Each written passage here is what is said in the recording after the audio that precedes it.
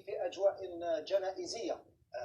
خرج المنتخب الوطني من الباب الضيق أمام منتخب موريتانيا لم يسبق له، وأن فاز بأي مباراة في نهائيات كأس إفريقيا.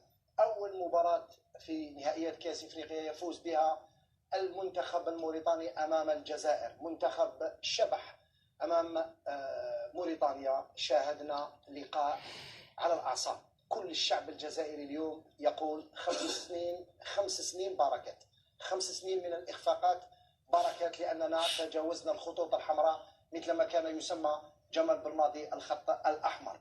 بعد الإقصاء في الدور الأول في نهائيات كأس إفريقيا الأخيرة بالكاميرون، إقصاء مر من نهائيات كأس العالم أمام منتخب كاميروني متواضع في تشاكير، ها هو الإقصاء الثالث على التوالي في المنافسات الكبرى. أين هم أصحاب البلاطوهات الذين كان يتنادى بهم المدرب الوطني ويشكك في نواياهم وفي وطنيتهم؟ أين هما أصحاب التليفونات التي قال الناخب الوطني مؤخرا أنه بعد 5 سنوات سيتاني شاك كو مازال تليفوني سوني. اليوم نقولوا احنا سيتاني شاك كو بعد 5 سنوات نقصى لثالث مرة بطريقة مهينة. ليس المنتخب الجزائري الذي يقصى أمام منتخب موريتاني، مع كل احتراماتنا للمنتخب الموريتاني الشقيق، لكن اليوم كارثة حلت بالكرة الجزائرية، وعلى الجميع أن يتحمل مسؤوليته، بداية بالناخب الوطني الذي ينال كما يعلم الجميع راتب معتبر جدا. الدولة الجزائرية وضعت تحت تصرف المنتخب الوطني فندق بأكمله من أجل التحضير.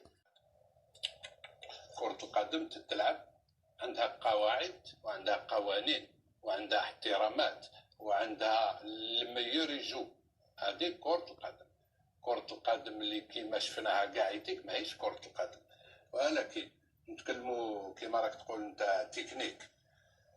دوكا ندخلوا من اليوم لقدام ندخلوا للصح، لخاطرش كنا نقولوا حوايج بالعقل وكذا باش ما يقولوش الناس راكو تخلطوا كيما يقولوا فهمني. اليوم شفنا الفريق من شحال هو هذا الفريق يلعب بدون تكتيك، يلعب بدون روح، يلعب ما كاش شغل همجي. هذه معروفه في الجزائر، والاخر اللي قالها لونطرينور فيليت صح قالها، وماشي غير واحد لا زوج. ولكن انا اليوم راني صح راني منرفي شويه لان او يخرج الشتاء عنده 5 سنوات ويخرج ماشي من اليوم، مازال خير قدام ان شاء الله. انا فهموني هم دو فوتبالور هنا ودو جورناليست، انا فهموني حاجه، انا ما نعرفش فوتبال، ما نعرفش بصح قاعد نتبع نشوف، قلت واقيلا نتعلم. ادمو الناس كان هو لو بلي دونجور بريميطون، هو لو ميور اللي كان في لاطاك يكري لو جو يدير دونجي. كيف دوزيام ميطون يروح يلعب في الوسط باش يدخل البحر؟ انا هذه اللي ما فهمتش، ومن بعد يخرج. انا هنا فهموني كيفاش التخمام تاع هذا الفوتبول هذا، فهموني فيه. انا هنا نحب تحبس الكرة القدم.